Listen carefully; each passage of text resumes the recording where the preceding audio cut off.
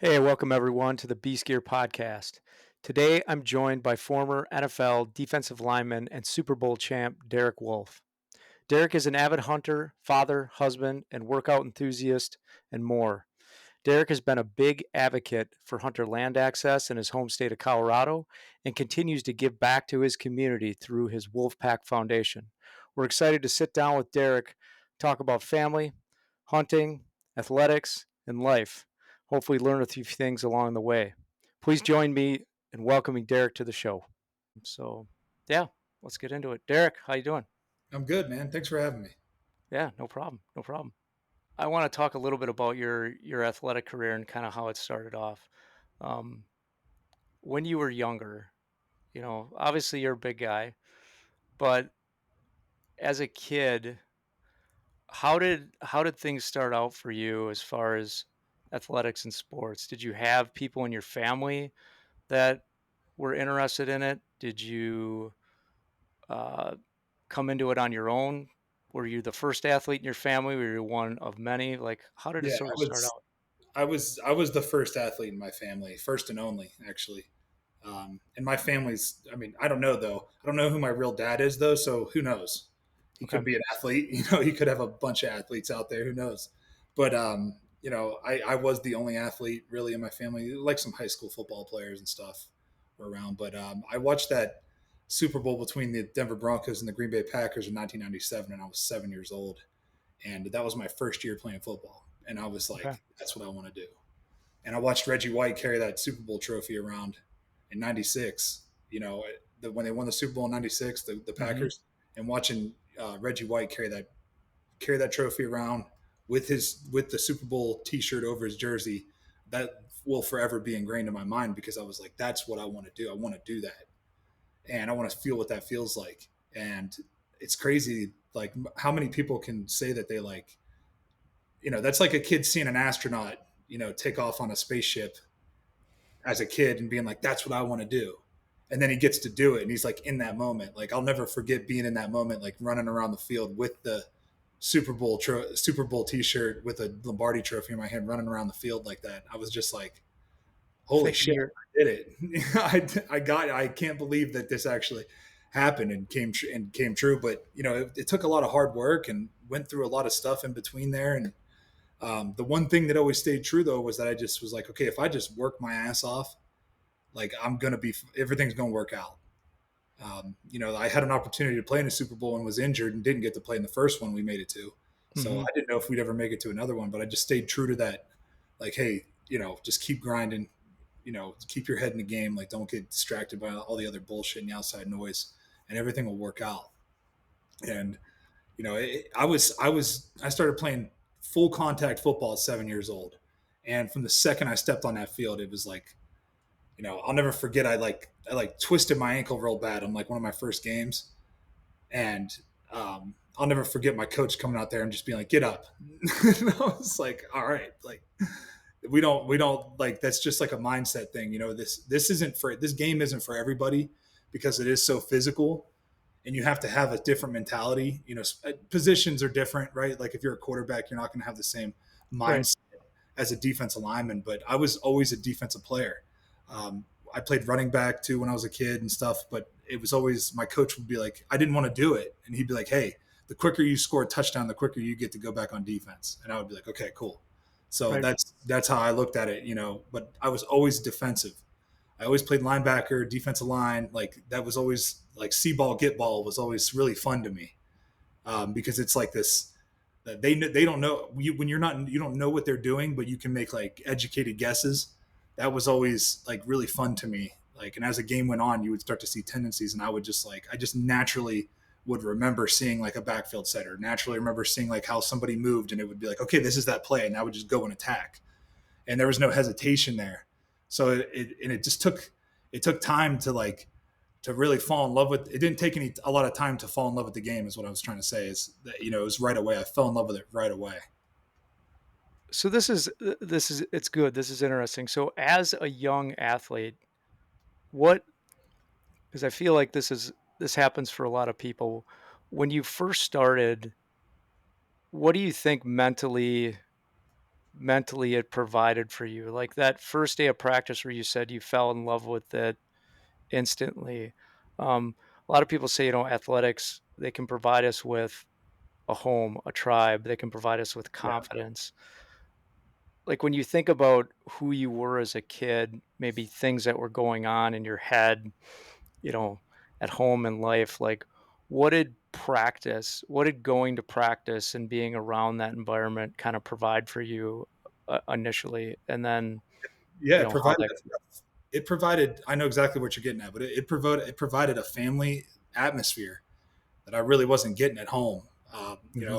I come from an abusive household, alcoholic mother, and an abusive stepfather. So I was like, I had a lot of rage that I had to let out, and I got to like control that rage and let it out on the field, and then also um, the praise that you would get from a coach when you did something right. Sure. Like it doesn't have to be like a big play in a game. It could be just doing the drill right, like just doing the drill right, and your coach being like, "There you go, that's how I want to see it." Like getting those small little praises were like that was everything to me. That's what got me up in the next morning and got me going the next day, and that's the only reason I went to school and cared about class because you had to have the grades to play football and it was like, okay, I'm everything I did in life was just to make sure I could play football because I Yeah. loved it so much. I felt like if I didn't have football, then I wouldn't have any kind of family, and it was like, no matter what team I was playing on, it was like, I found a brotherhood. There's some kind of brotherhood to be found and camaraderie and, your coaches end up being like your father figures and that's just it was like that at every step of the way, even in the NFL. My defensive line coach in Denver, he's like, he was like a father to me. Bill Kollar, he's from Warren, Ohio, and he's just Sure. like we get along really well. And growing up in Northeast Ohio, like it's football and hunting. Like football, hunting, and wrestling are the three most important things. Oh, Like, we'll get into talking about yeah, some wrestling at some point. yeah. So that was for me. My escapes were hunting and football and that athletics. It doesn't have to be just football. Like it could be any sport. Can give you those same feelings and those same meaning. Um, I was always envious of kids that like their whole family would come to games and stuff like that. But it just something about being there by myself and not have like nobody was pushing me to do this. I was doing this because I wanted to do it. And then I Yeah. saw a lot of really good players quit because they just didn't want to do it anymore and they were being pushed too hard. So I'm almost grateful that I didn't have one of those dads that was like down your throat all the time. I did it because I loved it and I wanted to do it. It wasn't because I was being forced to do it. It's a delicate thing when you're you have daughters now and if they get into any activity and you're trying to mentor them and guide them. um, I feel like the thing that you're speaking of is this self drive, this thing that you found within football. And I see this in people that get into like way deep into hunting and the outdoors as well. There's a pull to it. There's Oh a yeah, pull to it that speaks to their soul, right? And they find this camaraderie. Um, it's awesome that you mentioned like coaches and people early on in your life that mentored you. I think a lot of people feel that same situation. I've coached for a long time in wrestling, but I know the, the mentors that I've had and other coaches, they should all know like the unbelievable influence and impact that they can have on people's lives. When you mentor someone and work with them, and it could be just little statements like you said during practice where they said good job on a drill, or that changes the whole frame of mind of a kid's day, a kid's week, a kid's life. yeah, um, so it's this weird dynamic, and I'm sure you're going to experience it now that you've gone in your life, you've gone through this sort of cycle of growth and prosperity, and now you have a family. um, do you think about in raising your family now, like how are you gonna how are you gonna instill in them some of the values that you got from growing up under that harsher environment, but also help them be successful, because they're growing up in a completely different environment. you know. Yeah, and I think so. The way I look at it is, it's a struggle because, especially my oldest is more of like an intellectual, and she just like excels at this stuff. Like she played lacrosse for a little bit and then was really good at it, but she didn't love it. And I was like, look, if you don't love it, I'm not going to make you do it. Right. Like I'm not going to like. It's not my job to coach effort. Like I'm not going to yell at you for not playing hard or not trying hard. Um, if you don't love it, then don't do it, and that's okay. And she was like so much happier, thought she was like going to be letting me down or something. She was so much happier Yeah. knowing that I didn't care. But now my youngest, she is like super competitive, wants to win everything. I mean, you can't even ask my oldest about her day. My oldest is 16, my youngest is 4.5. So you can't Sure. even ask my oldest about how her day was without my youngest being like, hold on, let me tell you about my day first. She has to like she wants to be first and she's competitive. She does dance, she does gymnastics, she does martial arts. She's going to do soccer this summer. Like she's all about doing any kind of sport she can possibly do and trying to be the best at it. But she also has like just like every other kid has is when things don't go her way, she wants to quit. So it's like I just don't let her quit. Like when it gets hard, I don't let her quit. And I struggle sometimes because we'll be in like this in some silly martial arts class where they're just working on like front kicks and just goofy things, and she's not, and if I see her goofing around, she'll look back at me and I'll just give her a look and she'll like, oh, she like takes it, she straightens up, takes it Yeah. serious. Like, hey, if you're going to be doing this, and I explained to her, even at 4.5 years old, she understands that I'm like, hey, if you're going to do this, try it, just try. That's all I ask is just try. Like, if you don't do it right, it's okay because you can get it right the next time. But if you don't try, if you're not even trying to do it right, you know, that's what makes me angry. Like Yeah. that's why I'm upset. Like that's why I'm telling you, that's why I'm upset. I'm not upset because you didn't do it right. I'm upset because you're not trying hard. And Yeah. and then now she's like, she just wants to see that she wants me to see that she is trying hard on everything that she does. So it doesn't matter what it is. She's always looking to make sure that I'm watching. So that's the other thing. Now you have this responsibility of being at everything that she Oh yeah. does. She wants to know that you're watching. And no matter how well she did in the class, whatever class it is, I always tell her, hey, you did a great job. You did a great job because you tried. And Right. that's all I care about. Like all I care about is that you tried hard. Like I don't care if you won, you lost, any of that. But if you tried your hardest and played hard and practiced hard and did all that, like and prepared hard, that's all I care about. And the same goes for my oldest with her school. She's in DECA and all and FBLA, does all these things that I never even heard of when I was a kid. Now she's like the vice president of it, and she's got like a 4.2 GPA, and I was like, I didn't know you could get above a 4.0. That's crazy, So it's then that's what I tell her. I'm like, she gets upset if she gets like an A- or like a B+ or something. I'm like, yeah, but like I saw you studying. I saw Hmm. you weren't on your phone TikToking. You weren't, bullshitting. You were Right. like taking it serious. So the fact that you tried is all that matters. You didn't just like you did everything you possibly could to set yourself up for success. Yeah. And that is like a lesson that everybody should have. It's especially important in the outdoors. Like you have to prepare to fail because you're going to fail a lot more than you succeed. So you have to be prepared to like deal with that failure, like that mental failure, of just not being successful. You might spend 5 to 7 days on an elk hunt and come out of there with nothing. You Yeah. might not even draw your bow back, and you could either be disappointed or you can be like, okay, what did I do wrong? Yeah. What did I do wrong? That's what I always try to teach them. I'm like, hey, what could you have done better? Like, what went wrong? Right? Don't just like get mad and blame everybody else. Because that's the easy thing is to point the finger at other people. But what did you do wrong?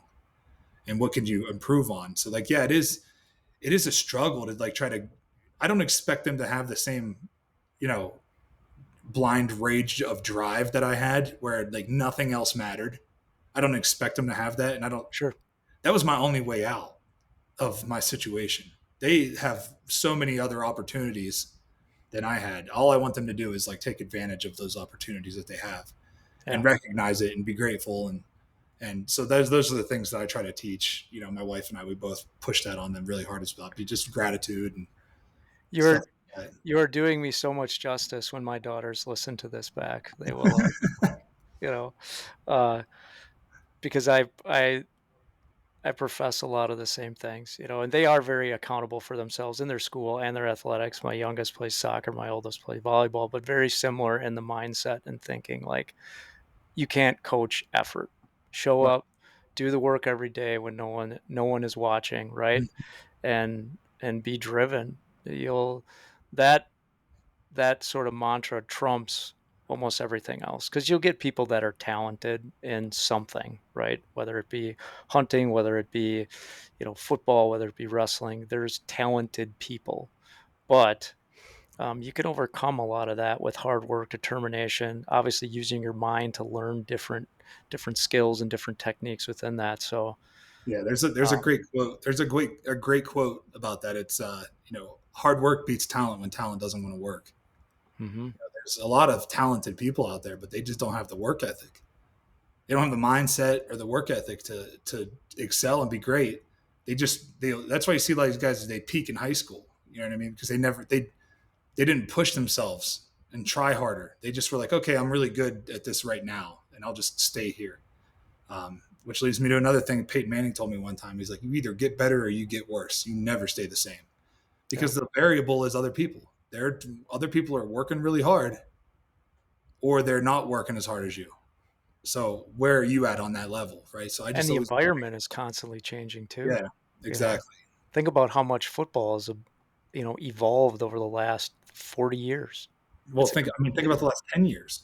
yeah, Like the yeah, 10 years I was in the league, it was like a whole different game. I was like, what the hell is going on here?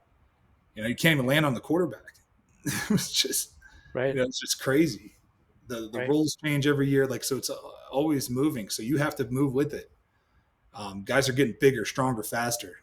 Guys are more athletic. You got to be smarter. You got to do this. You got to do that. It's you have to be financially literate. There's all these things that go into it that people don't think of. It's not just being a good athlete. Right. Just like it's not about just being a good shot with your bow. Like, yeah, I'm a good shot, right? But what happens whenever the pressure's on? What happens whenever you've been holding it some weird position for 10 minutes, and or sitting on one knee, not able to move for 30, 40 seconds, and then you draw your bow back, and now you got to hold your bow back for 2 minutes and wait for that elk to get in position, and then you're like, well, I wonder what the range is, and you have to guess the range, and like there's all these things that happen that you don't think about when you're in your backyard just shooting at your same target you shoot at every day, and you're like, I wonder why I missed. It's because you didn't put yourself in those situations. You have to prepare yourself, and I do that by just like, I'll just take my bow into the gym with me, and I'll just do these crazy workouts and get my heart rate and get my arms as tired as possible and my legs as tired and be shaky and breathing heavy and pull my bow back and just try to make a good shot at 20 yards. Like, just try to get it in the dot. And then there's a punishment for me if I don't make it in the dot. I got to go pick up this 200-pound ball 5 or 6 times or something. Like, it's Do things like that. you I want to know if you think this in your head. Do you feel like, a lot of people would say, Derek, you played football your whole life, you wrestled, you reached the pinnacle of the sport, the highest level. Like, why do you still do workouts like that? What drives you to keep going in and do it? Do you get some, I guess, I is it a place where physically, if you drain yourself like that, like, it sort of absolves everything else that's going on in the world, and it just allows you to focus, or what do you get out of it? Yeah. Yeah. That's my happy place, man. That's like my church. Being in the gym is like, that's like my church. And it's not just about, lifting heavy weights and being a meathead. It's about like, when I get myself to where I want to quit and then I don't quit, that's, I know that's like a lot of people are preaching that right now, but you have to make yourself Sure. uncomfortable. And I love to do that. I love to make myself uncomfortable and then like push through it. Cause then I get like, it's an endorphin drop, really. It's, you're doing it for endorphins. And And I think it's good for you to continue to do that, to grow. That's how you grow, is by doing shit that you don't want to do. There's days I don't want to get up. I don't want to get up in the morning. I just want to lay there. But I know that if I don't get up, then I'm going to be behind. I got to get my daughter ready for school. I got to do this, got to do that. Like, I like having a routine Hmm. And some days you don't feel like doing it, but the days and then when you do it, there's like you get those little victories from that, and there's actually a part of your brain that grows when you do stuff like that. Yeah, And that's those to two little voices in your head, and you gotta, which one are you gonna be today, type of thing. exactly, Yeah, are you going to bitch out or are you going to do it? And that's just like that's the reality of life today is that too many kids are being taught that it's okay to quit. yeah, It's okay. It's okay. Like a little, like the littlest bit of discomfort, and they quit and they throw a fit. And it's like all the gentle parenting going on and this and that. Like, it's yeah, I think okay to feel some adversity and it's go through okay. some. It's okay to feel a little bit of anxiety. It's okay to fail. Okay. Like, bottom line, it's okay to fail and have to Yeah, it restart is. or retry. And And I think that I mean, I didn't grow up with social media, so I don't know what it's like for these kids. But I know that like they compare themselves to other people nonstop. it's hard. It's And that's gotta why be hard. we don't let my oldest, she doesn't have any social media. There is no social media because it's a distraction. You don't need it for social media is something you should use. Don't let it don't let it use you. Yeah. So don't get caught, like people get caught up and they put their self-worth on how many likes they get on something or how much how many impressions they had or how many, like all these variables that have become like a currency now that are just unhealthy. Yeah, I mean, really prior to the digital age, prior to the internet, you could detach yourself. Like, you had your pods, like if you were at school or you were at work, you were around a certain group, whatever was going on, you were in that environment, but then you could always disconnect. Um, it's more difficult now to disconnect. I mean, but there are great things like this podcast that we're doing and being able to communicate with people like this. Right. But yeah, I think for younger kids that grew up with this in their life, it's very difficult for them to disassociate or disconnect from that because it's always present. They feel like they're going to miss out if they're not connecting to it. But I think that's another thing where the outdoors, if they could get into the outdoors, they could get into hunting, they could get into experiencing what the outdoors have to offer. Like this digital environment, it can't hold a candle to it. There's just It's not real. yeah, It's yeah, not real. You know what's real? Going out and hitting a trail, and I don't care if you got a bow in your hand, a rifle, or nothing, but you put 10 miles on your feet and really get after it and go to somewhere where you're like, man, not a lot of people have come here. There haven't been a lot of people here, and just spend a couple days in that environment, and it'll reset you, total reset, and it is like the best feeling. It is so good for you mentally that that's what I love most about the Western hunting hmm, is that there's a grind to it. You wake up early as hell, you get to a trailhead, and then usually you're hiking straight up a mountain. Like you're never hiking down. You're always hiking right, up something, and it sucks. And you literally have to start your day off doing something you don't want to do. You're like, I don't want to go up there right now. You get up there, you're sweating, you're a little bit cold now, and then you sit there and you just wait for the bugles. And then once the bugles start, it's like none of that matters. Let's go. yeah, And you're after them. And that's why same with glassing. You might get up there and glass mule deer, sheep, or whatever you're hunting. You're glassing all morning, and then finally you find something that's worth putting a stock on. Now you can start, like, the wheels start turning. Like, how do I get there? What's the best way to come down on him? What are my thermals going to be like by the time I get over there? Because he might be 2 miles away. But so you got to think about what's my wind and my thermals going to be doing by the time I get over there. yep, So there's all these variables that go into it that is like it's activating parts of your brain that you don't use when you're just mindlessly sitting on your computer or mindlessly sitting on your phone scrolling. You're using parts of your brain that I think that people, I know that I'm coded to go do this stuff. Like when I'm hunting, it is like it's like I'm doing I feel like I'm doing what I'm supposed to be doing. There's no yeah. like unnatural feeling to it. It feels super natural for me to be doing it. So it's somewhere in my DNA code. Hunting is like in there. Like I'm supposed to be doing this. And then the I've satisfaction heard you that get, from what's that? other avid hunters as well, Oh, that it's they like feel coded. that. It's Yep. coded. And when I don't get to do it for a while, like right now it's kind of the off season. And it's like, yeah, you can find things to go hunt, but like the things that I like to hunt elk and I like to hunt deer and those are the things I like to hunt. So you only get a short little period of the year to go do those things, especially, Right. with seasons and tags and all this stuff. Like, really to me, it's like September and November are the 2 months that I get to go Yep. do these two things that I really love to hunt. Right. I love hunting elk and I love hunting whitetail. And I'll hunt mule deer as well. I love hunting mule deer too, but I like the physical grind of an elk hunt and I like the mental grind of a whitetail hunt. Hmm. Because it is a mental game that you're playing with these deer. Like you're not going to go spot and stalk deer in the middle of Kansas. Sorry, you're not doing it. I don't care. It happens, but like I'm too big to be doing that. Like I'm too damn tall to be sneaking around in some briar patches. They're going to spot me from a mile away, and that's just not something I'm interested in doing. But I love the mental game of it. But if you can just set yourself up for success by training, right? So train, get yourself in shape, go out, put yourself in the mountains, and make yourself uncomfortable. It will do. I mean, it'll do. There's science behind this, right? That Yeah, and I think 3 days out there can set you up for a whole year.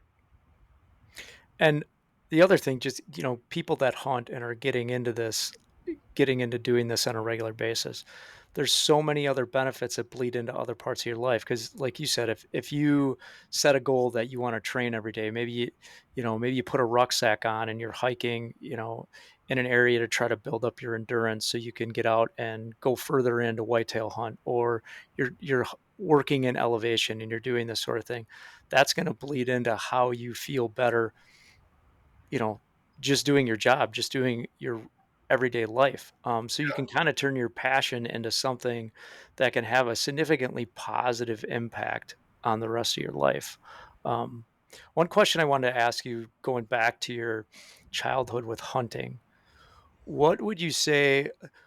What I've seen with other like avid outdoorsmen, that when they were a kid, they they sort of picked up some instincts or some habits or some things in the outdoors that have sort of stuck with them. Are there things in your mind or experiences that you had as a kid that have sort of held true with the outdoors that you use today, like certain gut feelings or things that you've learned, that you use today? Yeah, you can't kill them from the couch.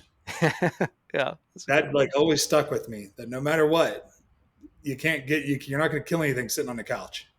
Yeah, So like that I had a lot of friends that would be like, I'm not going to hunt today. The weather's not it's not exactly how I want it to be. This and that. And it's like, well, you never know.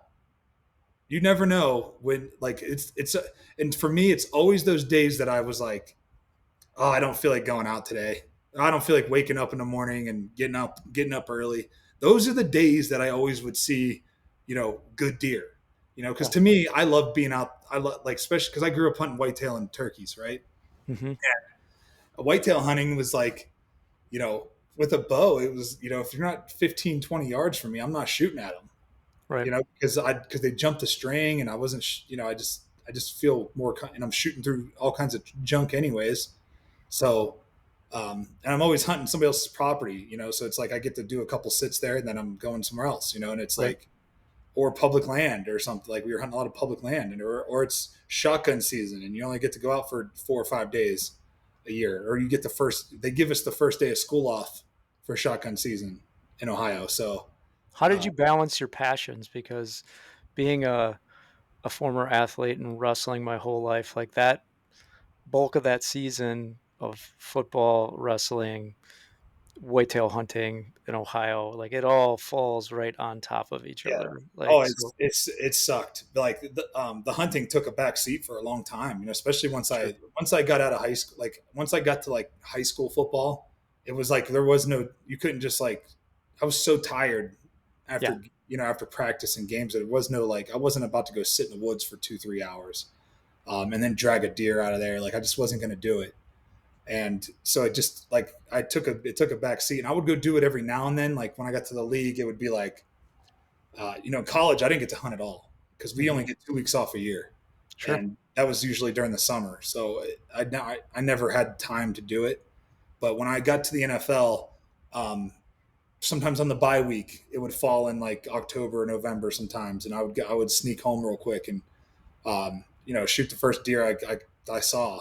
you know, But I think it's incredibly important for people to understand that because they should understand like you can focus on other areas in your life and still have this passion, right? Like I'm yeah. going to get back to that, but I need to focus on this to be successful. And in you focusing on football in that portion of your life, like you built all these other skills that now in retirement you're applying to, you know, your business, your hunting, your the things, your family, the things that you're doing. Like this stuff is now becoming very useful in what you're doing now.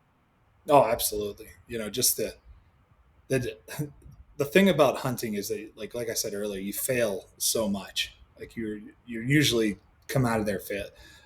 Some of these units out here are like 7%, 5% success rate, and people get jacked up because it's more than 2 or 3%. Right. It's like it's like, think about that, man. Like I was a defensive lineman. Played for 10 years, and I had 37 career regular season sacks. So think about how many pass plays I was involved in that I didn't get a sack. Thousands. Right. Thousands of times I failed. Right. And it's all for that one time you succeed, and it is like this huge rush. It is the same, if not better, rush when you get a good shot on an animal and then you get to walk up on that animal. It is like, it's all these emotions that, and it's not a quick turnaround with animals. With football, it was like you made the play and then it was like, all right, next play. You know, You, you, now you're chasing that next play. Now it's like you get time to kind of sit in that feeling and that of accomplishment, because it's so hard to do. And it's just something that I cherish it. Really, I do, because that feeling of like a failure sucks. Like, it sucks to fail, right? But it's like you could do everything 100% right. If that animal doesn't screw up just at least 5% screw up, you could do 100% right. If that animal does everything 100% right, he's going to win. But if you can get him to screw up, and usually you got to trick their stomachs or their dicks, that's the only way you're going to trick these big bucks. And that you have to trick them. Like, you have to outsmart them. You have to put yourself in position to where they're doing something stupid, chasing does, or they're coming to food, or doing something that, or coming to water. Like, those are the right. ways that you trick them. Same with elk. Like, you got to trick them. You're not going to just sneak up on a bull elk. Like, you're just not going to do it. I mean, guys do it, but it's like, if you're after big bull elk, you got to call them in. You got to get them fired up. You got to play a little head game with them and call them in. Keep your wind right. Do all these factors that go in. Yeah. I mean, from a biological standpoint and a natural environment standpoint, they have a significant number of advantages. Oh, are you kidding We me? are I mean, going into their environment. imagine someone walking into your house Mhm. and trying to get you. Like, I'll just shut the lights off and be able to move around here, no problem. Right. But if you come into my house, you don't know where things are, you don't know what walls are where, and you start bumping stuff, making noise, I'm going to hear those noises. People walk around the woods like deer aren't going to hear them. Like, And as if deer don't regularly hear the common noises that are in those areas, like that are in their core areas.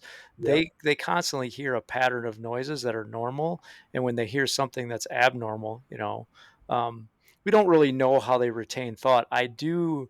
Uh, I'll ask you this question: do you think? Because I believe this to be true. Like I think there's patterns of behavior because I've seen this in deer that are passed down through their generations, through their genetics. Because I'll see generations of deer behave similarly based on pressure, based on the contour of a specific area, so um, I think there's something there with like the migrations of the caribou in Alaska.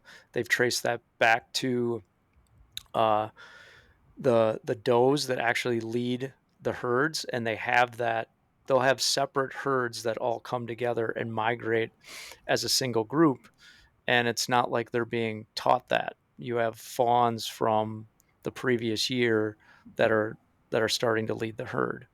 Well, Um, Why do you think you see whitetail walking through the woods looking up in the trees? Yeah. Like they'd look up in the trees. Why would a deer look up in a tree other than the fact that humans have been sitting in trees for, the last 40, 50 years trying to shoot at them? Right. And it's like they're coded to like look to be like, hey, danger is up there too. And it's I think everything with deer I think has to do with like survival.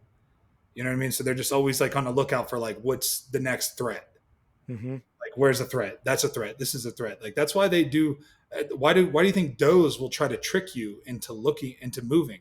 They'll Yeah. stomp the ground or like look down and hurry up and look up again. Like they'll Every do stuff. whitetail hunter's least favorite experience is when a Oh, it's the worst. mature doe locks onto your silhouette and she's trying to get you to break silhouette.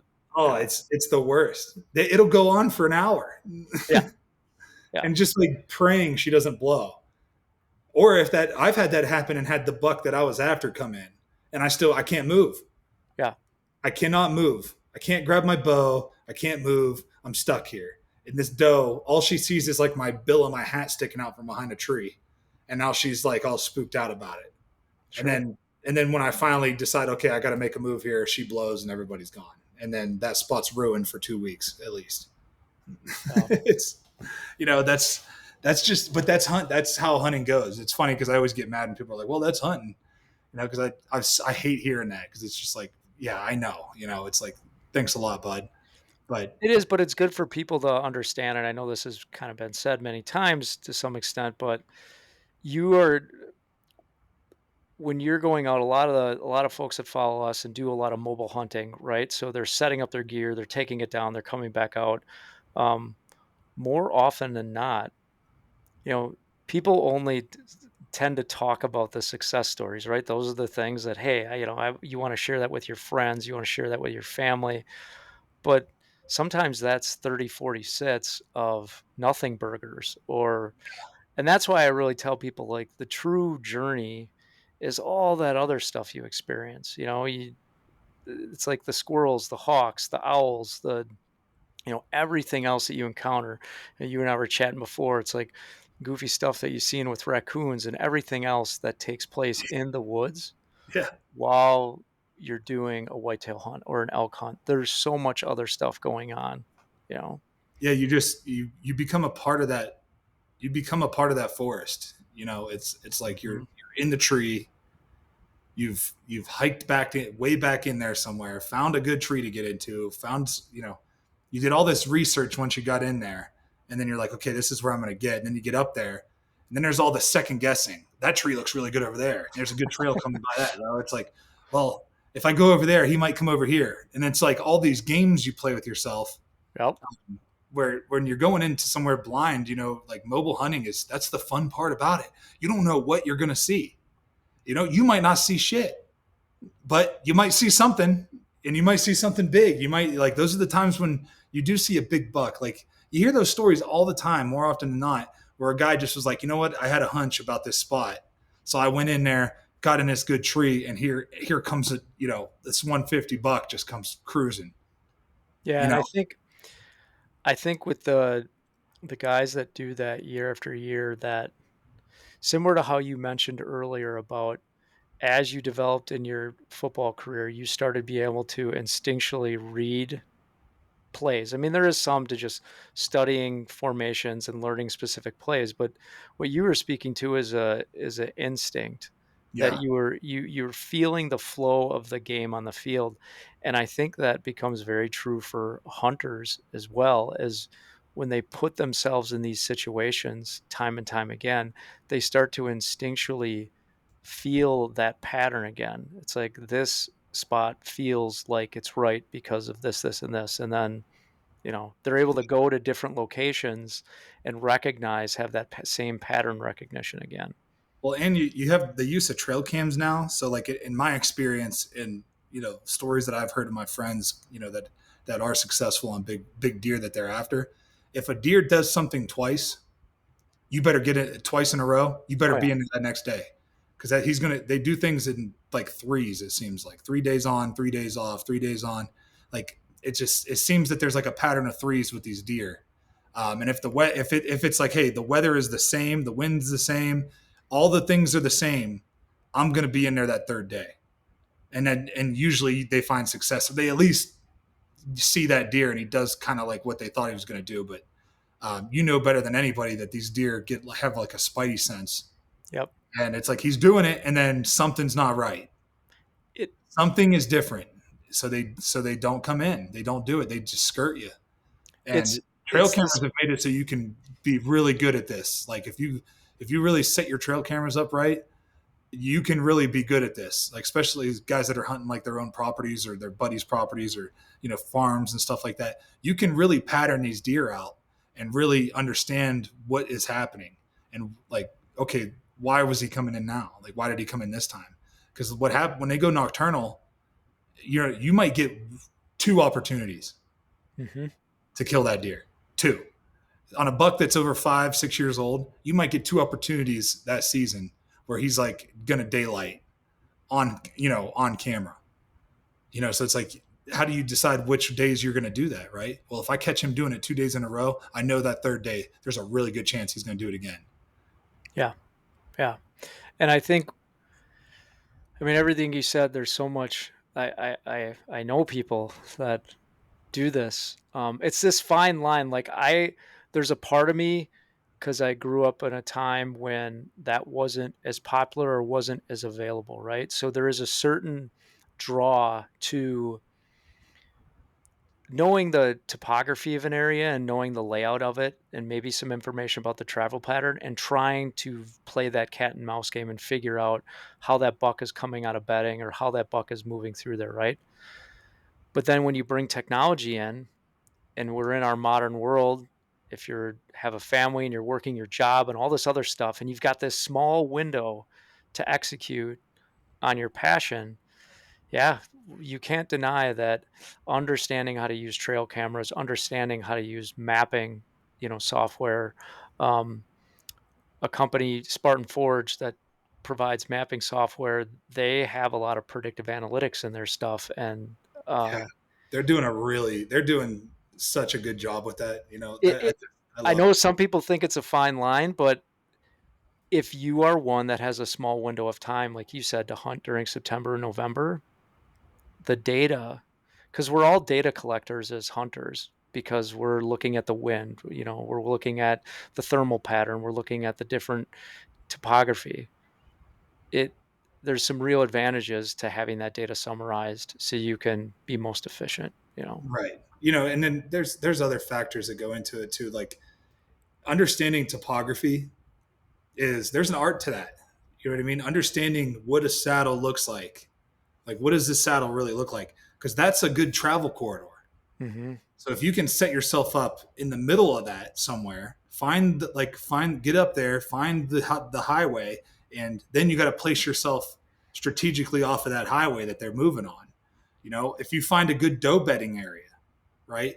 If you can get downwind from that, and catch a buck cruising that, there, and it's this cat and mouse game of, okay, like, and that's what I'm saying. You're tricking them with like where they're traveling. You're tricking them where they're coming to eat. You're, some of these states like Ohio, I grew up where you could just bait. hmm So these guys, I mean, there's guys that sit the same corn pile every year. They put corn there all year, every year, and that's where they sit. They sit there and they wait for the right one. And there's like, that's fine. Yeah, I don't like doing that because it's just like now I'm sitting around a bunch of does, and I don't like that. I don't like yeah. not being able to like scratch my nose It or takes away from some of the adventure but to each his own, right? Like, yeah. if that's what they like to do. As I get um, older, I'll probably love doing that. Well, You know what I sure, mean? right? As we become less mobile, we'll be Right. like, that doesn't look that bad. Yeah. I still want that experience of seeing those animals, right? Yeah. But while I'm young, I'm gonna like try to stay as mobile and move around and do what I do. Like it's almost like when I'm hunting a new area. I was hunting PA this year, and I just there was times where I was like, man, I should probably just go back there, but I want to see what it looks like on that other ridge. hmm I want to see what that saddle looks like, and it's like I was hunting like a 7,000 acre spot, and it was like I moved around somewhere every day, and it's like maybe if I would have just I bet if I would have just stayed in the same spot the whole time, I probably would have, killed a nice deer. But I was like so excited to see the property, To scan to it. see Yep. everything. And so I did. I got to see a lot of deer and got to move around. And there was times where I was like, man, this is going to be a good spot, and it sucked. And then I was like, this probably isn't going to be a good spot. And I saw $5 come cruising by that day. Well, So and it's, then to that point, it's like when you're going into some of those areas new, that's where you have to sort of start to build your instinct, reservoir. Like when you went into that spot that you didn't think was going to be good and you saw $5, then you kind of ask yourself, why was that? Like, why did yeah, this happen that way? yeah. You know, all my, all It's my, something as simple as there was a hot doe. right. It was just a hot doe came cruising through there, and now like all these other buck. But she's not going to do that tomorrow. Hmm. I mean, she got chased out of somewhere, out of her bedding area, so she just decided to go that way. Like the next day, Where she do might you go there. go? Where do you go now to sort of like where are you consuming content or consuming information to sharpen yourself? Like before you go on a trip, like this trip to Pennsylvania, what was your prep from a strategy standpoint? I mean, obviously we could go into your physical prep, but mentally, like how are you figuring out maybe where you want to hunt? Are you looking at spots? Are you prep? What are you doing? Yeah, so I'm looking at maps. I'm looking at mapping apps. I'm looking at topography of the area. Usually, if I'm going into an area to hunt, that I have a buddy that's hunting that too, Yeah. that's already been hunting it. A lot of times I'm not just going in blind to places. Like I know that they're keeping an eye on what's going on a little bit, and that's the bet. Like that's the best information you can get is by somebody that's been in there, Yep. understands kind of what's happening there. And it was funny because the spot it was in Appalachia. The spot that I was at, I mean, it was like steep ridges and swirling wind. And I was like, well, what are we going to do about the wind? He's like, Not just gonna do anything not about gonna do it. anything about it. And like he's like, you're just, you're not gonna do anything. It's just you're kind of screwed. And I was like, oh, that sucks. But when it comes to like elk hunting, people do not give up their spots. Like people are not gonna tell you where they see elk. Because it's so competitive. Sure. So you have to make all these decisions on your own, and you don't get to use like the mapping stuff. Just kind of tells you like, oh, the thing about elk is like people are always like, oh, where the elk at, and that's like where you find them because they can cover so much ground. And I'm talking, it's not like a whitetail where he's like, oh, he just went to the next county or something. No, these things are going 20 miles, Right. and it's Right. just like nothing for them to do that. And they're going up and down these ridges like it's nothing. And for me to get over there, it's going to take me 4 hours. Right. For them, it took them 20 minutes. So it's like you have to try to. You might spend 3 days of a 5-day hunt just locating elk. Yeah. Okay, so now I got to maximize the. I found them. Now I got to find a bull that's worth trying to get a shot on, and now I got to hope he plays ball. So it's like a whole different game, And then it's the same thing with mule deer when it comes to like spotting a good mule deer. So you're high country mule deer hunting. You're sitting around and you're glassing nonstop, and it's like this. You're looking at shadows, and you're looking into that's where their land is, in the shadows. So you're looking into the shadows and just hoping you see some antlers. So you might look at 1,000 bushes, and Sure.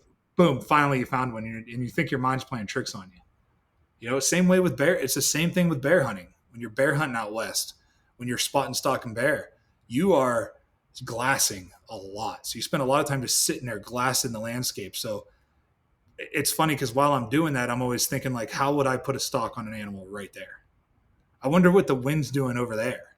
Yeah. You don't know until you get over there. There's no way to just guess what the wind's doing. You can look at the leaves and stuff and try to be like, oh, okay, they're blowing a little bit like that, But it's like, the wind is doing something here, but if you go down the mountain a little bit, I bet it's doing something different. So it's the wind is constantly changing. So you're just playing. The wind is like everything out here, out Hmm. west, and uh, it was always everything with whitetail, but you could just play your thermals. You could be like, hey, my wind's going up right now. My thermals are coming up. So I could just stay here and I'll be fine. They're not going to smell me unless they get right underneath or right next to me, especially when you're elevated. But when it comes to these elk and deer, man, like if they smell you, they're gone. They're just not gonna. They're Yeah, not. I've heard that it becomes really apparent in open western areas, like the wind and their use of the wind and their nose, and in the mornings when you get that dew and that colder air, and then it starts to heat up and rise up the mountain, you get the humidity in the air is trapping more of that scent molecules, and it's rising it up, and you're getting a lot of that different stuff playing off. I mean, with whitetail hunting, there is a lot of that in play too, but you don't always get those.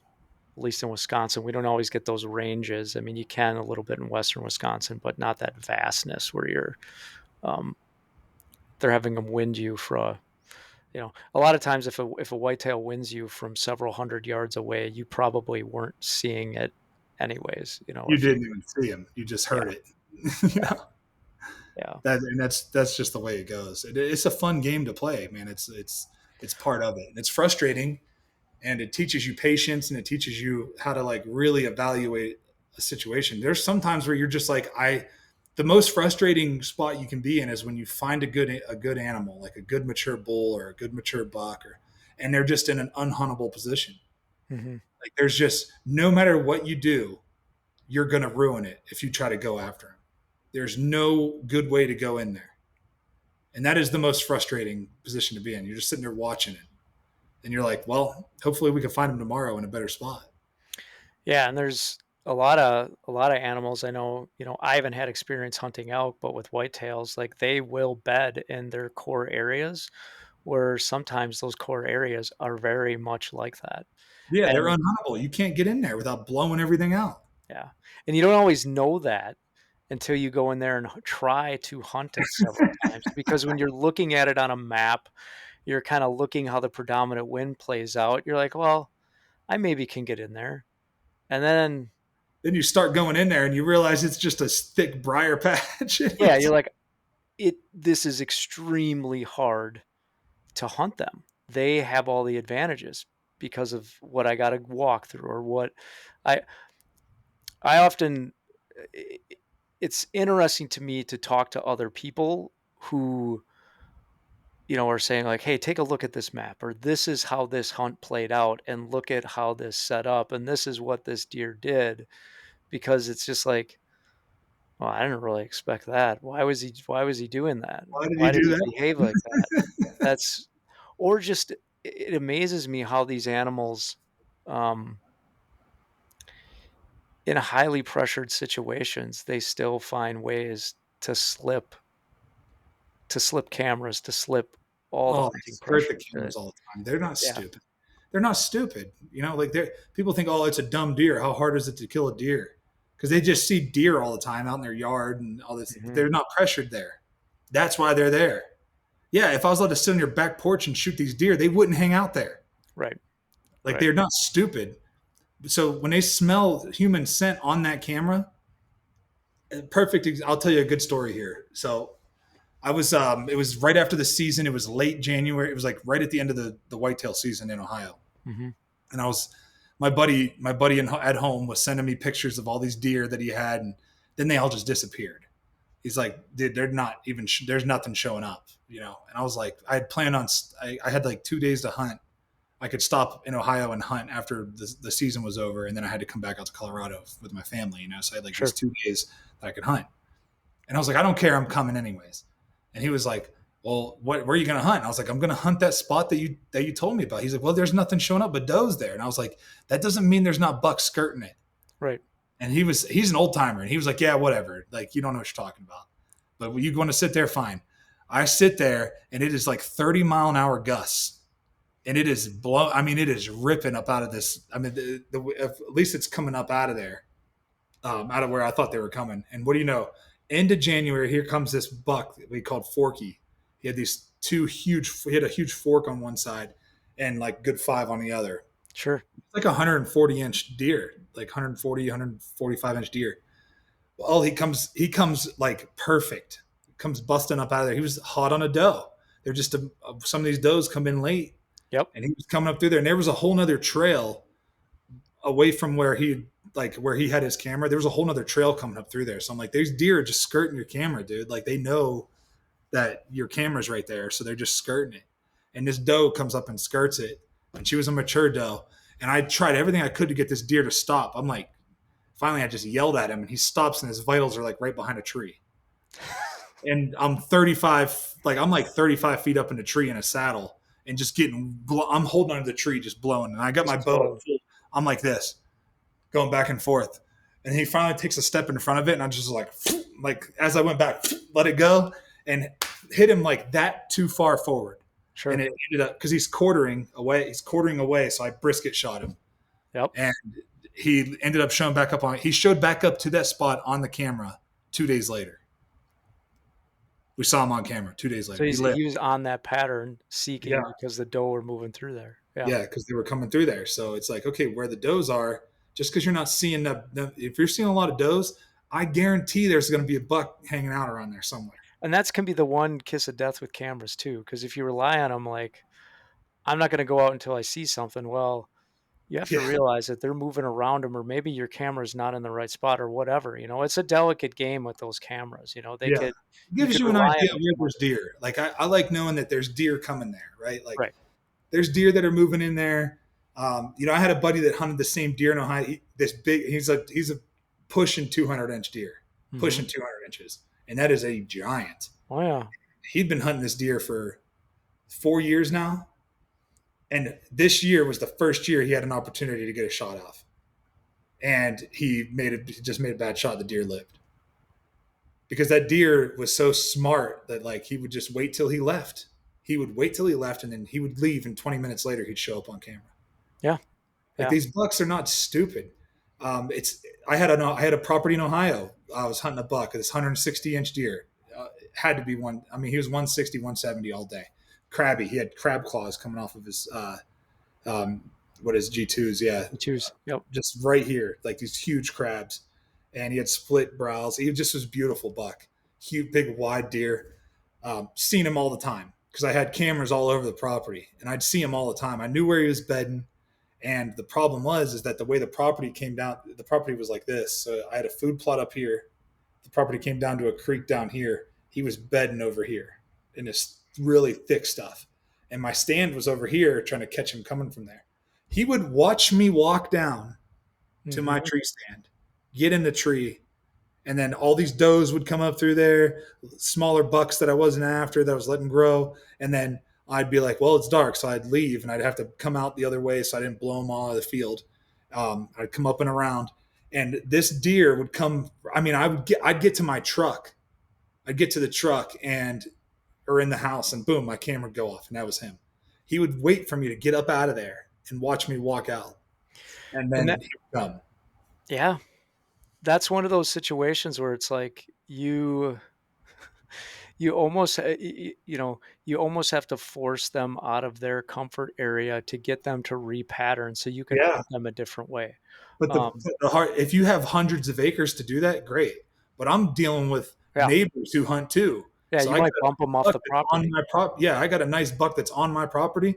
I'm just like, well, I don't know what to do, and I get limited time to go hunt him. So it's like, even my buddy that I was letting hunt all the time, he's like, dude, I can't get this deer down, right? So he ends up bumping the deer off the property, just trying to change, doing that, trying to change his pattern. We were hoping he would go to the property that was just to the west of me. Sure, Hoping he would go there because it's like another like 300-400 acres that nobody really hunts. Just one person hunts it, and he didn't really know what he was doing over there. So we knew that he would live, So we were hoping he'd go there. No, he goes across the street to this like 15-acre parcel where this guy hunts every day. His kid hunts, his neighbor hunts it. Like he just has everybody hunting it, and he goes over there and gets killed.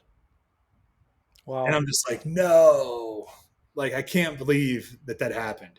But it's like, Does he- that's what it yeah, takes. Is like, maybe that could happen in my favor as well. right. The neighbors could bump a deer. Um, and I thought that was going to happen because there's a cornfield like I said, it came here and I had the food plot here. There's a cornfield up here, and that wasn't my property. And they would be up there just blasting all the time. And I was like, hopefully they bump something off there. Never bumped anything off. Yeah, Just there isn't pressure and patterning with whitetail. It's very interesting because as much as someone possibly can, if you own your own land, you want to try to be. I grew up in central Wisconsin, and my mom and dad uh, were partners in land that we worked with the farmers to have access to and stuff. And what was interesting is like I hunted that place for 20 years and never fully understood till maybe the last couple of years that they owned it, that we were over pressuring it and over hunting it because it was small. It was 67 acres. But when you're excited and you want to hunt, so you get out there and hunt. But we would have been much better off just hitting more of our public land spots, you know, in the surrounding area and bouncing around. And then, what I learned is like if you waited and slid in there during real specific times of the year, there was a specific window in the early season, a specific window in the pre-rut, then obviously the rut. Like the deer behaved a certain way, and as long as you didn't get your scent all over the property, you had a really good chance of seeing a mature buck in these. It had a hill country ridge that ran all the way through it. So there was a little area where they bedded. There was a little area where they corralled doe. There was an area where they fed on the oaks. And if you sort of left these things unpressured, you could work those patterns. But it took, I mean, maybe someone smarter would have figured it out sooner, but it took like 20 years to figure that out. I was I mean, like, if you had, are you even a whitetail hunter if you didn't overhunt an area? Like, right. have you, Yeah. like, who hasn't done that? Who hasn't been so jacked up and just been like, you know what? I like this spot. I know there's deer in there, so I'm going to go there. Yeah. And it's like, you didn't care about the wind. You didn't think about any of that stuff. You just went. And it's like, man, I did that a lot when I was young. And I did it a lot when I just got it. When I went to Baltimore to play, Hmm. the place I rented was on 70 acres with a soybean field, and it had Nice. good timber, and there was deer everywhere. I mean, I'd come back from practice, and I'd look out in that field like right at dusk, and there'd be 80 deer in the field, like 80 of them, Yeah. just everywhere. And like, obviously, it's too dark to tell if it was a buck or not, but there's a buck in there, at least one. Yeah. Yeah. And I just I hunted that place so hard, and it was 70 acres, but it was like 15 acres of timber, and I hunted damn near every tree in that. And that 15 acres. Yeah. Yeah. I mean, I just like I did because there was a buck that I was after that I'd seen from the road, and he was out in that field, and I was like, dude, where is he coming from? He has to be coming from like there's people hunting over there. They would have known that deer that he'd be dead already. That he's got to be coming from over here where nobody's allowed to hunt. So I just like I found every deer trail I could find and set up on it. And I couldn't. I mean, I overhunted it so much that by the end of the season, I wasn't even seeing deer. Like Yeah. I would see like 15, 20 deer sit because they just are everywhere. They're like rats out there. And I got to the point at the end of the season where I wasn't seeing anything. I was like, okay, I've overhunted this for Yes. sure.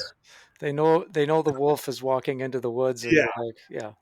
Like I'd go walking. I had like a nice trail cut back through there and everything, and I'd go walking on that trail, and I just hear deer running away everywhere. Like I did barely making any noise, and they're just like they didn't care. They're out of there.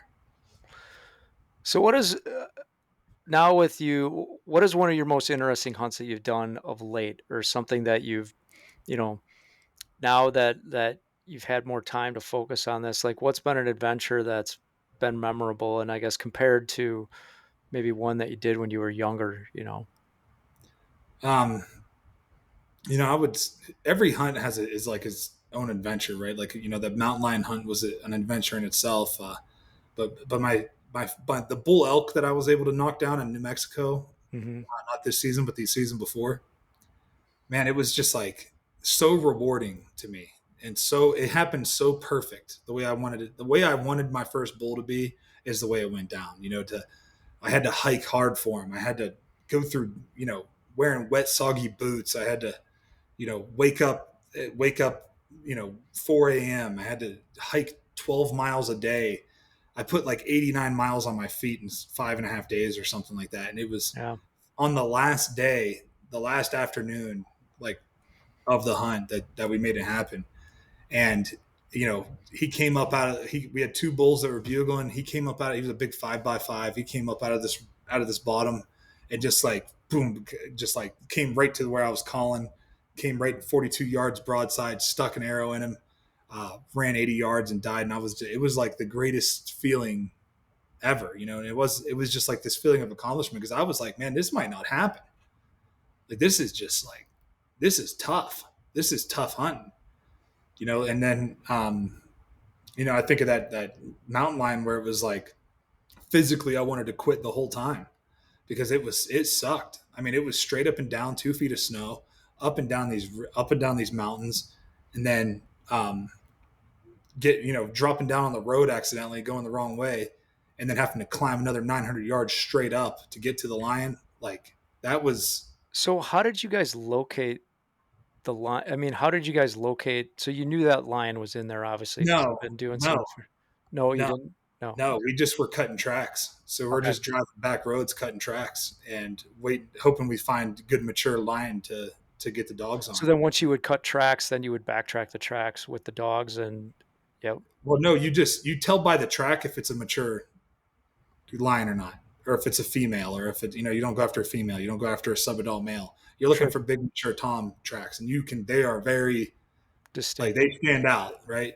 It's just like a buck, right? When you see all these doe and fawn hoof prints, you see a buck track, you see a buck print, you like that's a buck, that's a Yeah, big buck. You know it, and it's the same way with these lions. Same way with elk. Everything has a track, right, that it leaves in the mud or the snow, and you hunt these lions when you get a good fresh snow. That's what the best time to hunt that's them the best time to hunt them. because they hold their scent. Their tracks hold their scent, and yeah, we found that lion track, and I was like, that seems like a big cat, because the ones we had seen earlier were not that big. And it was like, I mean, it was a Yeah, big track, yeah, and we finally got a hold of the landowner because we had to go through his land to get to the public to hunt him. If not, we had to go like 2 miles around him. By then, the dogs are going to lose his scent. And, sure. uh, we were going to try it, but luckily, this guy came out and was like, "Hey, you guys lion hunters?" And we're like, "Yeah, dude, we've been trying to get a hold of you forever." And he's like, did you see these lion tracks? See how big he is? I was like, yeah. He's like, he's got a mule deer buried under this tree over here, full grown four by four mule deer up under the tree, that he had killed that Yeah. earlier that morning. So we knew It's he was dead. amazing the power that those animals possess to carry an adult mule deer into a tree, up into elevation, like, it's just It just yeah, blows my mind. yeah, It blows my mind. And then we got the dogs on him, and then we thought he was going to get treed right at the top of the hill because I thought he was close mhm, because he had to be watching his kill. So we assumed he was close. Well, he was close, but he didn't go. He didn't jump in a tree at first. He just took off. So the dogs chased after him, and we went up and over and up this drainage, and then back up, and then back down, and then all the way back up again. And if we were smart about it, because we thought we were trying to get on him quick, we assumed he'd get treed quick. If we were smart about it, we'd have went to the top and just worked that ridge and waited sure, for the dogs to get him treated, then came down on him. But no, of course my dumb ass goes up and down and up and down. I'm just like, didn't know what I was doing. Work hard, work smarter, not harder, you dummy. yeah, And I yeah, ended up doing a lot more work than I probably had to do. But it was worth it, man, because it was so rewarding. Especially when you're like, it's funny because as we were leaving with that lion, as I got him out of there, and I was exhausted, and we're getting him out of there, there was a whole herd of sheep. All these ewes are sitting there just looking at us like, "Thanks, bud." He's been yeah. that thing has been terrorizing Thing us. of it terrorizing us is took Fred and Bob and ever last night, Yeah, took our friends away. Yeah, restored some balance. So yeah. all my wrestling comrades are gonna, they'll beat me up if I don't ask you. So, with the sport of wrestling, so you competed when you were younger in high school. I believe you said you were a state champion as well, right? No, No, I got fifth estate fifth estate. junior Okay, year. okay, I only wrestled my junior and senior year. junior and senior year. So, with what you did with football and everything, like, what do you think? What did wrestling give you when you compare it to like the other stuff that you went through athletically? Well, first of all, wrestling is the hardest sport that I've ever done. Like it is the hardest sport you'll ever do. It is the shit you got to do to be in shape for wrestling, and the hours you got to put in, the grind you got to put in. But the one thing that I learned from wrestling was that there's no one else to blame. it's on you. If you get beat, it's on you. There's no one else to blame. There's no one to So how point did the. they get you to go out if you started like that late and what was the So I situation? started. So the family that I started living with, Mhm. um, so I can't. I wrestled a little bit my sophomore year, but I didn't wrestle. I didn't like take it serious until like my junior senior year. I wrestled a little bit my sophomore year, Yeah. but I was just kind of in there helping guys get ready, like just rolling around with them basically. And the family that I was living with, they were a big wrestling family, and they Okay. said, "If you're going to stay with us, you're going to wrestle." And I was like, "All right, fine, I'll wrestle." Yeah, to make that was the deal. Yeah. Yeah, I was like, "Fine, I'll wrestle." They're like, "You don't, we don't. This household, dude, we're wrestlers. You're going to wrestle in this house." I was like, "All right, fine, I'll wrestle." So it was funny because I Nice. had like longer hair, and they cut my hair with horse clippers, and because one of the wrestling tournaments we were in, they would let me wrestle with my hair, and I was like, "Well, what Well, am I now it supposed to do?" doesn't matter. You could have a full beard and your long hair, you'd be all Yeah, good. yeah. But the one thing I learned was that, like, which is true in life, man. Like, if something when things go wrong, the best place to point the finger is right back at yourself, Yeah. and look in the mirror and figure out what you could have done different. Um, and that Do you that think was like, there are aspects of, like, being a defensive lineman? Because I still help out coach at the high school level, and we kinda get into this debate a lot with football coaches about the hand fighting equation, the benefit of being able to hand fight and be in your face, like understanding leverage, understanding body position, understanding how to like use your hands and use leverage against like fight pressure with pressure, when to give and when to like fight back, like all those things. Playing double teams, wrestling made me a better run stopper, 1,000%. Creating angles on people for takedowns, that's pass rushing. You're yeah, creating an angle on that offensive lineman. You're cutting the corner on him. You're trying to create an angle, an opening to take, and that's wrestling. You're circling to try to create angles. Like you just circle, trying to create angles, and that's what pass rushing is. If I was an offensive lineman, I think basketball would be better. yeah, Like a tackle, if I'm a left tackle, being able to like cover space and stay in front of somebody, and like guard that's and move, like, yeah. side to side, yep, But if I'm like an interior defensive lineman, it's interior defensive line, you should wrestle. Wrestling is what you should be doing because that's what it is. It's a hand fight and a wrestling match, and it's like this violent game of chess that goes on inside in those trenches. So that's my suggestion for interior guys is always wrestling. yeah, very good, very good. So, what else? What does a regular workout pattern look like for you? I know you're a pretty busy guy with your family and everything, but what do you try to hold yourself to now, as kind of a standard thing to either maintain, or if you're training up to an event, kind of wrap it up. I know you like to share a lot of your workouts and you do a lot of different dynamic stuff. But what does a regular day look like for you? Yeah, so I'll wake up, get my daughter ready for school, take her to school, eat some food, then I get to the gym about 10 a.m. Hmm. Um, and then I'll do some days I'll do like it's like Mondays I'll do like a full body strength day, um, and then I'll mix like a little bit of cardio in there at the end. And then So when you're doing a full body strength, is your pace a lot slower and you're no, no? no, I get a lot of I don't I take like the longest I'll take in between a set is like 90 seconds. That's the Okay, longest, and that's if I need it. I take as much rest as I need when I'm doing those strength days, but like sometimes I don't need a full minute, so I'll just go whenever I'm ready. That's when I go. Or if and I'm, and then I do like and then I'm like, so Monday, Tuesday, I'll do strength, like push. I'll do like a pull day on Tuesdays. So I'll do like cleans, like heavy cleans and heavy trap bar pulls, and then some auxiliary work and stuff like that. And then on Wednesdays, I always do conditioning, heavy conditioning. So it'll be like push the sled down, and then uh, in the first, so I'll do like EMOM, so every minute on the minute. So I'll have to get yep. something done within that minute. And so I usually get like 20 seconds of rest before the next thing.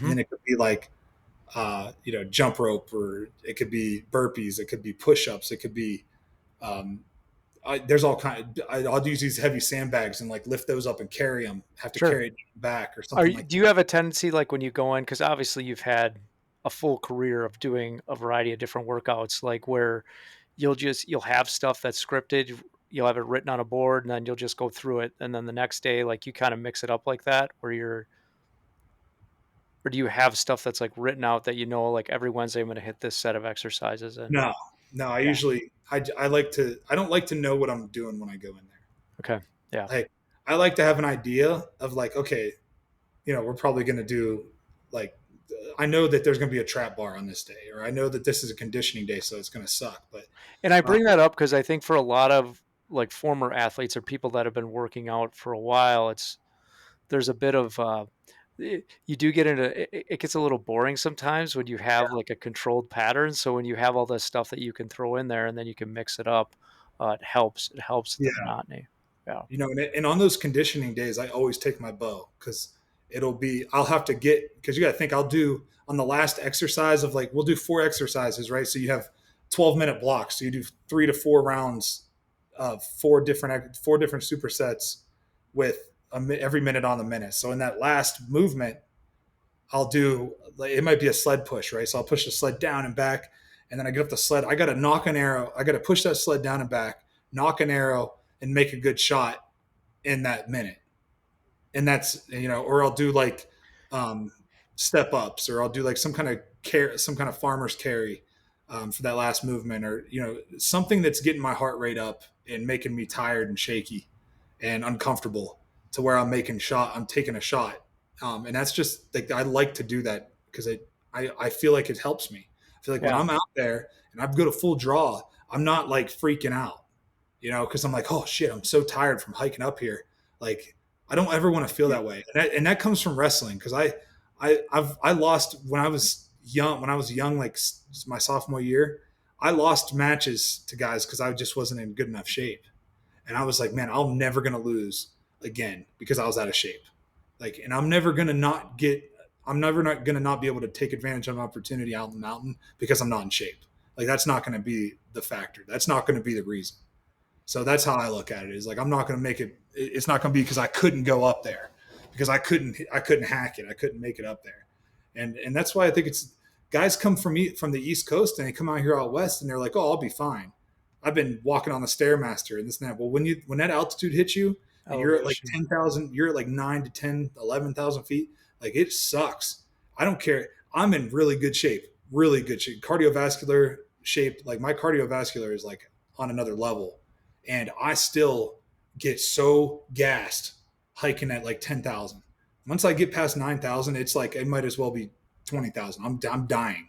Yeah. Like it sucks. I'm breathing heavy. Every step sucks. And then when you're big, all the oxygen that you have to, I need like 3 times the oxygen as the Yeah, normal the person dynamics of that work differently. to move my legs, and I need 3 times the water. I need 3 times the calories. So I have to carry more shit. And it is a disadvantage to be big out there. So I just want to make sure that I'm not going to be too tired to do it. This is another thing you mentioned when we were talking earlier about, um, being in the zone, and, you mentioned, like, your heart rate being at an increased level, having that, like, little bit of weak feeling, and, um, so would you say that in these bursts of training, when you're in trying to be focused with your bow after doing hard physical exertion, um, that replicates the adrenaline rise that can sometimes happen when that animal is coming in and you're in that. Yeah. Yeah, yeah, absolutely. That's what it is. And it's funny because it's so difficult to like keep yourself calm when you're sitting in a tree. Like for some reason, when I'm out like on the ground walking around and like bulls are running around everywhere and like cows are everywhere, like I don't get all jacked up about it. But when I'm in a tree and this buck is coming in, I'm like losing my mind. The Right? legs. It's Yeah. like I'm like it's like this. I'm doing everything I can to stay calm because I want to like I'm like, oh fuck, he's here finally. Like, oh, he's coming, and then you're just like every movement feels like you're just making so much noise, like just like your shirt brushing up against your ropes, and like you're There's tethered. such an advantage when you can get out and hunt multiple times and have any age class deer come in. Like, and Yeah, it's because you can practice that response that you have to it. Yeah. Because otherwise, you may only get like this 10 seconds a year of a response to your biggest buck that year that comes in. And however that played out, it determines your success. Well, I'll even when I'm in a tree, if there's a buck coming by, or I feel like it has to have antlers on it Yeah. to like get you, because any little buck will get you going, right? Like any little buck will be like, oh, there's a buck, like it I've gets you had going. little ones start making, I'm like, what is going on? Why is my leg shaking? This Yeah, thing's why am like I this shaking? little rack. Yeah. I'll practice getting my bow, because like when the deer are coming in, you should have your bow in your hand. Hmm. Like you should take your bow off the hook and get ready to, because you don't know what's coming after that buck, right? So that's what I'm already in position. I'll draw my bow back and just like anchor on him and just think like, okay, that's where I would stop him, and then I'll let my bow down, right? It's like I know that like there's an opportunity to make a lot of noise there, but I also think it's really good, really important to practice that feeling of like, this is what it would feel like, to like drop and really look through your peep and put your dot right on those vitals, like, and to not do it, to not release the arrow. There's something about that control Right. that whenever the time actually comes, it's like, oh, okay, do the same exact thing. Don't pay attention to the horns. Like you've seen the horns, that's the one you want. That's all right. Now let's execute a good shot, and an ethical shot. And I think a lot of people, I think they take unethical shots. I think it happens a lot because they're so jacked up and they're like, I'm just taking any opportunity I see, I'm taking it. Yeah. And sometimes they get into full draw and they just can't hold it. They just can't help themselves anymore. It's a split second decision. They Yeah. can't. Yeah. Yeah. It It's happens. they're taking unethical shots and they're wounded deer, which sucks. But that's the only way you're going to learn is by taking shots at deer. Like you have to do it. You have to like the only way to get good at anything is to do it, right? I don't care. You can go out and sit in a tree all you want. You can go out and hike the woods all you want, but until you've actually released an arrow on an animal, you haven't really practiced it. So you have to do it. You have to do it to get good at it. And unfortunately, in hunting, your opportunities are minimal there. So Yeah. we do things like shoot at 3D targets and shoot at blocks and shoot at all. Shoot at targets. And the other thing I do is I'll get down on my knees and shoot. I'll get down. I'll sit on my butt and shoot. Like you never know what kind of position you're going to be in out there. Not everything happens the way you want it to. So you have to put yourself in awkward positions. And then when it comes to like tree saddle hunting, that's like a whole nother way. The way you have to cam up there in that tree is just like, it's so different from standing on a platform. It's so It's much different. there's a lot. Yeah. It's much different. I've done it a small fraction of hunting, mainly during gun season. But there's a lot of different mechanics there, and you've got all this in front of you that, um, you know, I still prefer my B stand, but each his own. Well, I'm looking. I like the reason I like the saddle is because I don't have to. Like, I feel like, especially because I have somebody with me filming, Hmm. so we can get up in that tree quick. Yeah. You know what I mean? And it's just because I haven't found. And I also feel like because I'm so big that like on a platform, sometimes I stick out like a big blob in the tree. You know what I mean? So it's like at least I'm using the contour of the tree to kind of look like maybe I'm a branch, or like maybe I'm just an extension of the tree instead of just this blob off the end of the tree. So um, it's that's the other thing, man. That like I'm still learning. Like I hunted out of a climbing stand when I was a kid. It was my buddy's climbing stand, and that's how I learned how to hunt whitetail. And now that I'm like saddle hunting and mobile hunting, I'm like, man, where am I expecting these deer to come from? So where should I position myself? Because that's the thing about like on a platform, you have the disadvantage of things behind you, right? Hmm. So now I got to stand up and turn around. It's even worse in a saddle. When things are coming from behind you, like you have to like stand on that little platform with your back to the tree. And in order to do that, you have to make a lot of movement. And it is like, I mean, it is just, I hate it. I It, hate it whenever I put myself on the wrong side of the tree. it's practice, right? It's Yeah. practice and thoughtfulness of where you set up and when with a tree stand or a saddle or a climber. I experienced the same thing. I used a climber a lot when I was a kid and kind of through my 20s, like when I was in college. Um, and now I almost exclusively use, a hang on. And it really is about like it gives you the ability when you're mobile, like, you don't have to look for a certain type of tree. Like, I get in all kinds of different types of crazy trees, um, some that are probably not ethically trees I should be climbing, but that was, like, the tree you need to be in, uh, for that hunt, and, yeah, I think you're not always gonna get it right, but the more that you put yourself in those different situations, I think you start to see the patterns. You're like, oh, if I set up here and now I'm looking at how that little change in the thickness in the area, they're going to come through here. Sometimes it takes one sit in an area and you see how the deer move through it.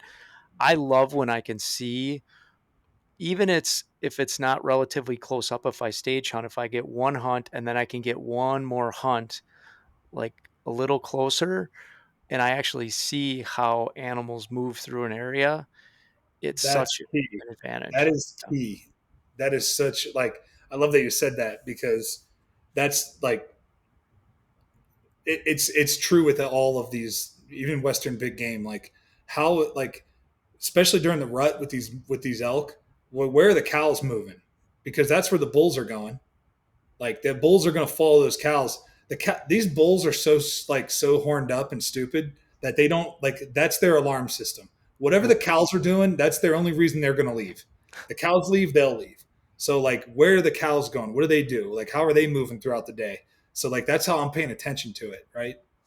It's the same thing with whitetail. If I can get one good sit, right, because there's not a lot of glassing in whitetail hunting, right? So you're not like getting on a ridge and glassing a whole herd of whitetail because it's not that's not the way it goes Yeah, down. there's not, I mean, for the area I'm in, unless, in the summer you get summer glassing, but it's not during the hunting season, right? Yeah, which Otherwise, it's shining at their night. pattern changes completely.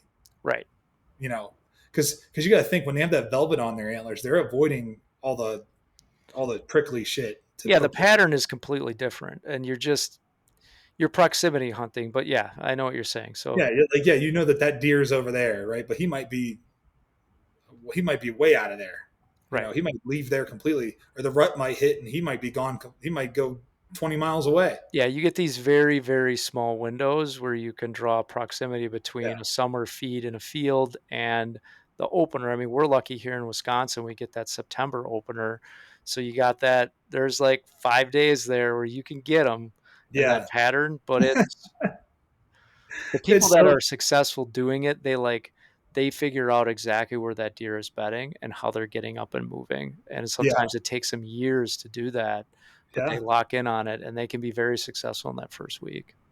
Oh yeah, and it might. You're right, man. And they might hunt them for years. But what you said about like being able to get into an area and just do like if you know like hey I'm going to hunt this area for like 3 or 4 days, right? Mhm.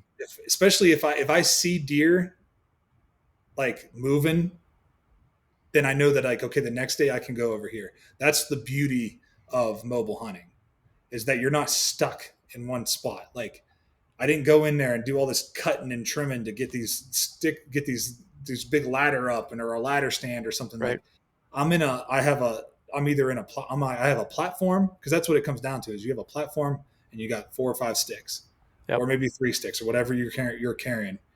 These guys that do the one stick or they're just out of their mind to me. That's just crazy because I'm not hanging upside down on a tree doing that. I just can't do it. Yeah. I Like don't do that either. it's not safe So, to me. I'm trying to come out of that. I'm trying to come out of there alive still, yes. or without a broken neck. But more power to them because they figured it out. But I'm carrying 4 or 5 sticks with me. I got a platform, and whether I'm saddle hunting or I'm hunting from a regular platform, it's all the same. It's the same way you set up, damn near the same. Like it's all the same shit. So it's just what you prefer. And it's funny because as I get older here, I'm thinking more of like I need to be standing on like a solid platform. I just feel more comfortable there. I feel like I can do more while I'm up there, especially for filming purposes. Like it's just better, I Yeah. think.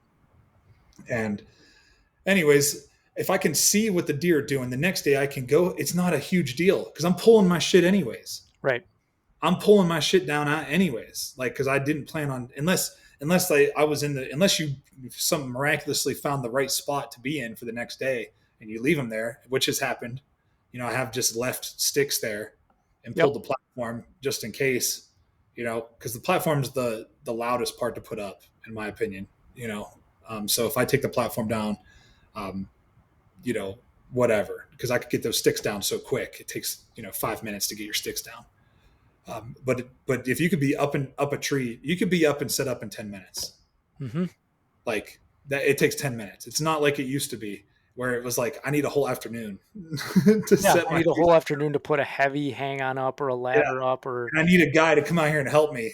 that's why And I think, it's become very popular because it's you can be independent. You can practice your system. Like, I'm sure you have a system, like your sticks are in a certain spot, your saddle's set up a certain way. You look for it to go up the tree a certain way and it's boom, boom, boom, boom, boom. You're set and ready to hunt. Um, it's what I like to tell people is you kind of got to get in. There are hunts that you will have at whatever point in the season, and sometimes you're sweating your ass off and you're like uh, you dropped something and it made noise that you did, it wasn't part of the plan. And you thought you got up in a tree and it looked like it was the right perspective, but now it's got you hanging sideways and you're not able to shoot to that point that you thought you could. I mean, these things happen to everyone. oh yeah, it happens. I'll never forget the first time. So I watched the hunting public and saw those guys using tree saddles, and I was Mhm. like, that's the way to do it. So I like got on, ordered a tree saddle, got some sticks. Like so I don't even know what kind of sticks I got, just like some shitty sticks, and um, I'm not gonna. They were muddy sticks. They weren't shitty, but they were like Yeah. not what I needed, not made for like my kind of weight and everything. And I go out and I'm like, oh, I already know I'm going to get this deer killed the first day. Like I already, this is the way I'm going to do it. And I get out there on the edge of this field, and there's not a single tree I can find that makes any sense for me to get into. They're all super skinny, and Well, and there's like, yes. yeah, Let's they're like skinny ass trees with like vines everywhere. Like I'm like, oh shit. So I'm sweating I am sweating my balls off. Like I am dripping sweat before I even get my first stick on the tree Yeah. because I'm like freaking out back there. Like I'm losing light. Like I'm all panicking or the lights, it's getting dark or it's Yeah. getting light. So the light's coming up. So Yep. Yep. they're going to start moving here soon and I'm fucking this up. And finally I find a tree that I think is going to be suitable. Right. So I get up, I throw 4 sticks on, I get up there and I go to dig my platform in and it goes damn near through the tree. Hmm. And I'm like, oh, great. There's beetle rot all the way up here. And it like damn near goes through the tree. And I'm like, well, I can't do this. Right. Right. So I climb down and it's light now. And I'm like, Yeah. okay. Not at I like, 6'5" and 250. You can't do that. No, that's not gonna work. Yeah. yeah, well, I was like 305 pounds at Once the at time, that. Yeah. and I'm still like 290, 295. So it's like 285 usually is what I stay You at. have But to factor that in when you're picking trees. I mean, it's oh, a you have to, and you have to think like because I see these guys like these hunting public guys and like the sequel guys. They're hunting these little tiny trees sometimes, and I'm yeah, like, how the hell are they doing that? My camera guy Levi Mayfield, he lives in Oklahoma, and he is a deer killer. Like he finds them and kills them on public land, nice bucks all the time, sure, and he sure. does it because he can get in just about any kind of tree because he's just little. It's He's like little. 150 pounds. Yeah. Like he can get in any of There these is an little trees. advantage. I'm only like 160 pounds, and it does help to get into some real sketchy trees. Yeah, Because I'm not, you know, it's worse now with the ash. Like we're in like the tenth year of the emerald ash borer. The emerald ash borer is basically they're gone, but all the ash is dead, and now it's really rotten. So there yeah, was like this winter, there's a lot of trees that fell. There's a lot of unsafe trees in these swamp areas that we hunt, these transitions between the swamp and the high ground, and it just sucks. But yeah, so you end up setting up in shrubs and other weird stuff because there's just yeah. yeah. Yeah, and I even look at sometimes like hunting off these fingers that have like these fingers off of fields. They have like little trees in them. Hmm. And it was like we had this. I was in Oklahoma hunting with Levi this year, and he was like, "Man, if you just weren't so freaking big, like that tree right there is so perfect." Because we watched this buck the last 2 days do the same thing, but Hmm. he's just like, once he gets out into that field, he might go that way or that way, but like he knows he comes through that finger at the same spot all the time, Right. and it's like if we can just get one day in that finger elevated a little bit, we'll be good. But the only tree that we could get in was like That. that big around. And he's like, for me, that's no problem. He's like, but both of us up there, we can't do it. Yeah, that thing's gonna be swaying Oh, like it's gonna this. be we're gonna be bent over this way. So Yeah. he was just like, we just found a tree, got in it, and still almost made it happen. And I just couldn't get a shot off at him. He just kind of hung out in that thick stuff. He's not stupid. Right. And then it was one of those situations where like, man, if I just wasn't so big, I could have gotten that tree no problem. Yeah. Like no problem. You got to And had hunt good some more cattails. There's advantages with you being nice and tall to be sloshing through the cattails. yeah. The problem That is they're is not loud. advantage when you're short like me. Oh, but Well, the problem is they're so loud. yeah, yeah, They're so loud. And I'm sneaky, but I'm not that sneaky. you know. wow. But yeah, man, I appreciate you having me on though, man. This is Sure, fun. sure. Yeah, we've been on for about an hour and a half, so um, it's great having you on. What else is going on that you want people to know about? I know you got your podcast, Wolf Uh, Untamed. yeah, Yeah, check out go my ahead. podcast, Wolf Untamed. Um, we're revamping that, so we'll start new episodes March 28th on those. Nice. Ironclad. I'm working with Ironclad now, so we're going to be really pumping out some good content there.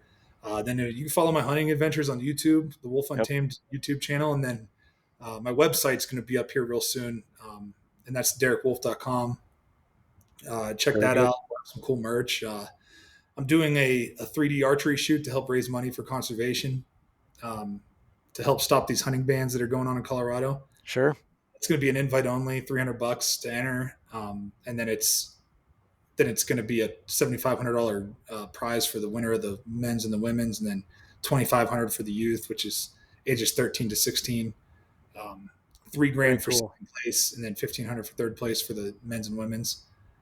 Then the top five from all three of those they're gonna battle for the alpha, and it's gonna be an awesome hunting package. We got like Origin involved, I got Kasika involved, I got Kafaro involved, I got Hoyt involved.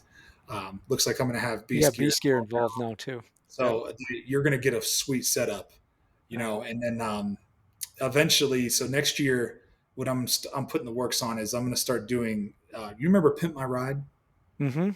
So Yeah, I I'm going to remember that. start I used to. doing the Yeah, I Pimp My. used to watch that show. Yeah. I'm going to start doing Pimp My Hunt because people are always like, "Hey, you should come hunt come hunt turkeys with me. Come do this." So I'm just going to like do a drawing and pick somebody every year, and I'm just going to show up. Very cool. We're gonna just pimp your hunt. New shotgun, new bow, new gear, new blind, new whatever. Whatever kind of sponsors I can pick up on that train. We're just gonna hook it up for somebody I and think just that's hunt why it. a lot of people relate to you, man. I think when I first talked to you, I could feel like you're just down to earth and you give back. I think that's really important. Thank you for Yeah, that. man. That's the most important part of this is that like if we don't pass this on, it's not gonna survive. Yeah. This way of life is gonna go down the drain because we have to get the young kids involved, and that's how you do it. You make it fun for them.